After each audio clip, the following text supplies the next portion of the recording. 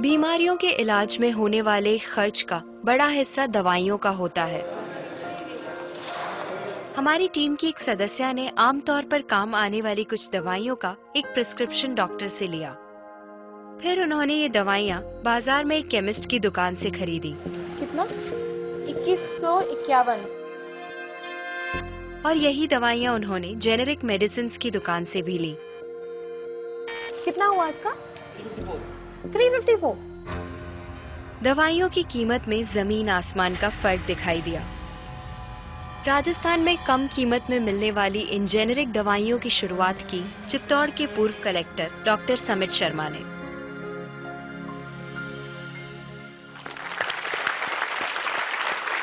Doctor समित, मुझे बताइए कि ये कैसा मुमकिन है कि हमारी जो कॉरेस्पॉन्डेंट थी वो वही दवाइयाँ उन्होंने 2000 कीमत में उनको मिली एक दुकान में, और जो जेनेरिक मेडिसिन है उस दुकान में जब गई तो उनको कम में मिली, 300 में मिली। ये कैसे मुमकिन है? ठीक इसी समय प्रतिक्षण प्रतिपल एक ट्रेजेडी हमारे चारों ओर घट रही है। अर्थक्वेक की या कोई सुनामी की बात करें, उसमें जितने लोगों की जानें एक दिन में जाती हैं, उससे ज्यादा जानें प्रतिदिन इस ट्रेजेडी की वजह से जाती है। वो क्या ट्रेजेडी है? वो ट्रेजेडी ये है साहब कि जो दवाइयों की जो वास्तविक कीमत है वो तो बहुत ही कम है, पर जो दवाइयां हम जब बाजार से खरीद के लाते हैं तो हमें वो 5 गुना, 10 गुना, 20 गुना, कई बार तो 50 गुना से भी ज्यादा दामों पे हम उसको खरीदते हैं। जैसे हम भारत में अगर देखें कि 40 करोड़ से ज्यादा लोग ऐसे हैं जो अपने लिए 2 वक्त की रोटी नहीं जुटा पाते, तो क्या वो उस दवा को खरीद सकते हैं? बहुत सारे लोगों को इस वजह से दवाई नहीं मिल रही। यस, WHO कहता है कि स्वतंत्रता के 65 वर्ष पश्चात आज भी 65% of the Indian population lacks regular access to essential medicine. जो मेन दवाई है, जो आवश्यक दवाइयां हैं, वो उन तक नहीं पहुंच पाती रकम की वजह से। मुझे बताइए कि ये जो जेनेरिक मेडिसिन जो हम कहते हैं, अभी ये अंग्रेजी का शब्द है, इसको हिंदी में कैसे समझाएं? मैं आपको बहुत सरल भाषा में बताता हूँ। हाँ। तो ये जेनेरिक नाम जो दवा का जो मूल सॉल्ट है, जो इसके अंदर जो दवा है उसका नाम है, केमिकल नाम, उसका केमिकल नाम है। अब जैसे और उदाहरण अगर सरल करके बताएं इसको, तो जैसे ये लड़की दुबली पतली सी नजर आती है, तो मैं अगर डॉक्टर हूं, हाँ। तो मैं इसको ये कहूं 1 गिलास दूध सुबह 1 गिलास शाम को पिया कर। पर चिकित्सा के व्यवसाय में दुर्भाग्य से हमारे देश में ऐसा नहीं हो रहा। हम ये नहीं कहते कि आप भैंस का दूध लेके आइए, हम कहते हैं कि वो रामू की भैंस का दूध लेके आना। यही ब्रांडिंग है। ये जब उसकी दुकान पे जाती है, वो कहता है 500 रुपए लीटर है, लेना है कि नहीं लेना। तो जो 30 रुपए की चीज है वो 500 रुपए में मिलती है। तो अगर मैं डायबिटीज की दवा ले रहा हूं और अगर मैं ब्रांडेड दवा लेता हूं तो मुझे कितने की पड़ेगी? जैसे एक 117 रुपए में भी है, 117 रुपए में मिलती है। और अगर वही चीज हम उसके जेनेरिक मेडिसिन के नाम से लें तो वो कितने की बनती है? वो मात्र 1 रुपए 95 पैसे में 10 गोली मिलती है।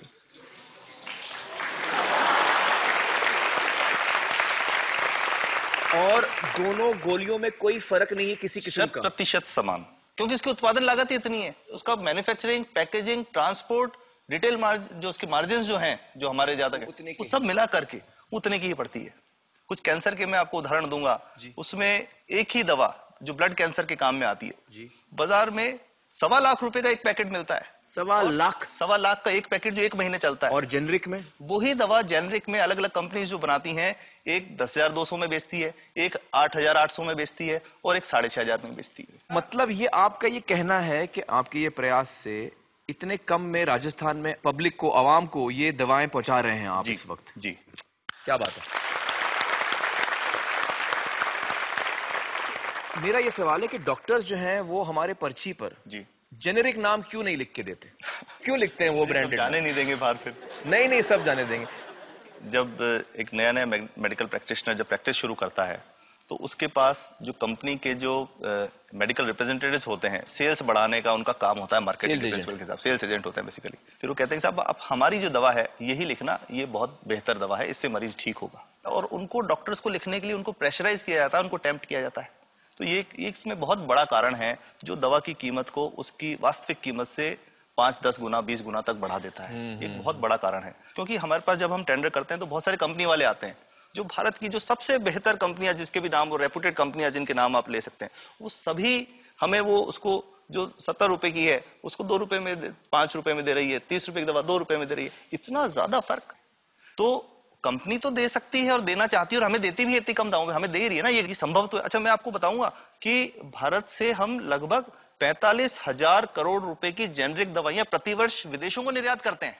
आप भेजते हैं दुनिया भर में जेनरिक, ये जो सस्ती दवाएं हैं आप विश्व भर में भेजते हैं, और हमारे लोगों को नहीं मिल रही। हमारे देश में महंगी है, हमारे देश में महंगी है, और अगर ऐसा है तो हमें कोई ईस्ट इंडिया कंपनी की जरूरत नहीं, हम वापस उसी दिशा में जा रहे हैं। आपने जब ये शुरू किया तो आपको कोई रेजिस्टेंस फेस करना पड़ा राजस्थान में? देखिए, जो प्रयास हम कर रहे हैं ये बेसिकली धारा के विपरीत बहने का एक प्रयास है जी।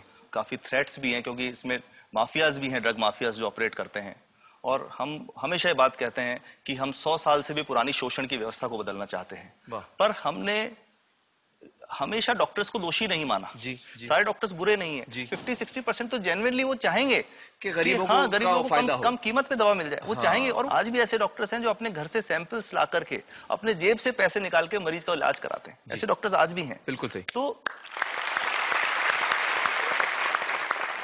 मैं इनको एक उदाहरण भी बताता हूँ कि कैसे हमारे जो काम वाली थी उसका बच्चा था छोटा, इंसिडेंटली हम कुछ समय छुट्टी मनाने कोई बाहर गए, जब हम लौट के आए 10-12 दिन बाद, तो वो लक्ष्मी के साथ उसका छोटा जो बेटा था राजू, वो भी उसके साथ आता था जब, और मेरे बच्चों के साथ खेलता था, मेरी बेटे के साथ खेलता था।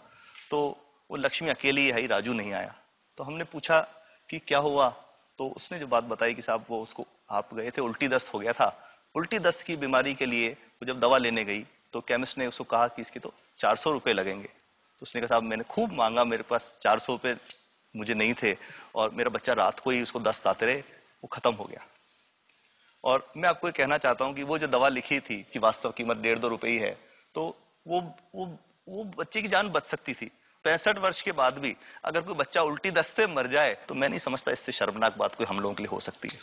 और सबसे बड़ी बात कि इसे आसानी से बदला जा सकता है। हमें सबको एक समन्वित, एक संगठित प्रयास करने की जरूरत है। ये तो कुछ भी नहीं है, कोई नई फैक्ट्री खोलनी नहीं, कोई नई दवा नहीं बनानी, ये सब जो गलत चल रहा है इसको रोकना ही तो है।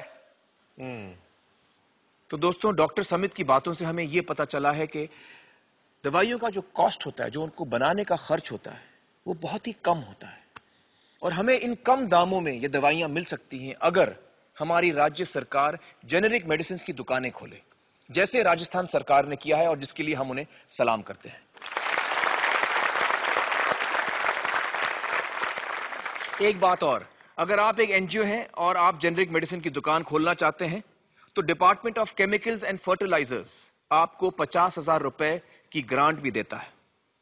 डॉक्टर समित, आपने बहुत ही बेहतरीन काम किया है और इस बहुत ही अहम मुद्दे पर रोशनी डालकर हमारी आंखें खोल दी हैं, और हमारी दुआ यह है कि जो काम आपने राजस्थान में शुरू किया है वो हर राज्य में फैले, देश के कोने कोने में फैले। बहुत बहुत शुक्रिया हमारे साथ बातचीत करने का doctor Samit, thank you so much.